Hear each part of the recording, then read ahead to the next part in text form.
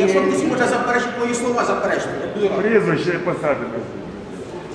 Я представлялася. Що ми можемо зробити? Ну, по-перше, морального права дані особи, які в першу чергу голосували за закони 16 січня, підтримали Януковича і його злочинний режим. Хто це? То Анатолій Анатолійович, високопоясний, це представники РДА, це конкретно.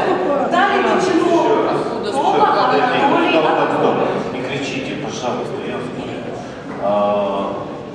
я не знаю, а кто запишите. Хто керівник апарату Північненської РДА при минулому голові, який новий призначений тиждень тому? Ще ні одного призначення Еще не успели сделать ничего, только назначил президент глав районных.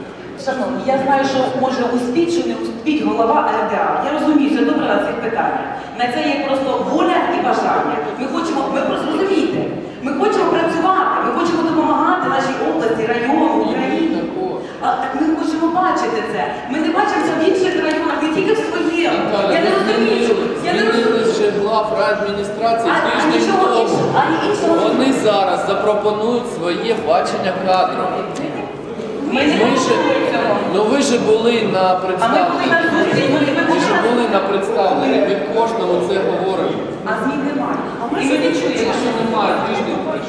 Ну не треба ж нас обдурювати усіх, шановні. Ми хочемо не такого великого. Ми хочемо відкритий конкурс, прозорий, за участю громадськості, молодь. Це так багато ми хочемо для зміни країни. Ми не для себе це хочемо, ми хочемо це для України. Наталя, навіть цього ж ніхто не відмовляє. Наталя, так, я відмовляюся від кожного разу відкрити конкурс, бо ми зараз бачимо, що ми не можемо домовитися по дуже простому питанню, по формуванню громадської ради. Ми зараз цими конкурсами всю країну превратимо в один великий конкурс. Я проти цього.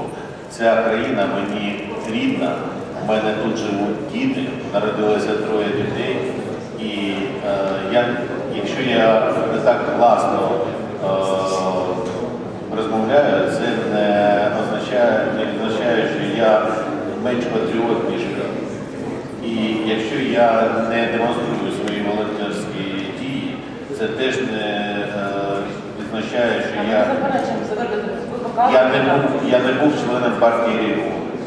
Я не прихильник партії регіону. Я не був членом ніякої партії, і я вважаю, що мені вдасться, я не хочу бути членом ніякої партії. Ну тоді запитання вже конкретно до вас. А як ж не призначали по всій області голів РДА без погодження з громадськістю?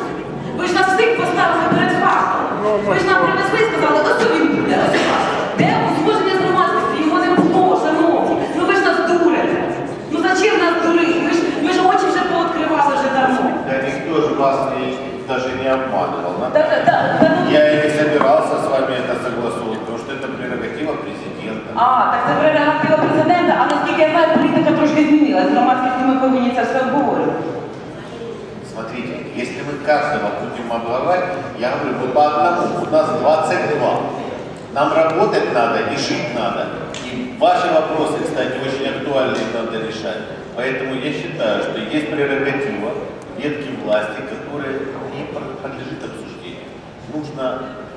Там нет ни одного члена партии региона. Я даю вам Я не говорю про голів РДА, але я говорю про повагу до громадських організацій, до активу району. Вибачте, ми всі вас привели до влади. Ми вас привели до цього. Люди сидять, вони всі вас привели до влади. І вони просять одного поважати їх. І щоб було б такого, як коли вже навіть у житті, коли люди... Так я поважаю, я прошу вас слухати. Що я ще можу зробити? Ну, голова на Голосовської РДА. Це демагогія, ви пойміть. А давайте з вами зустрінемося. Ви можете мене запросити на вашу зустріч, особисто до вас переговорити, бо я до вас попасти не можу. Я 3 місяці працюю.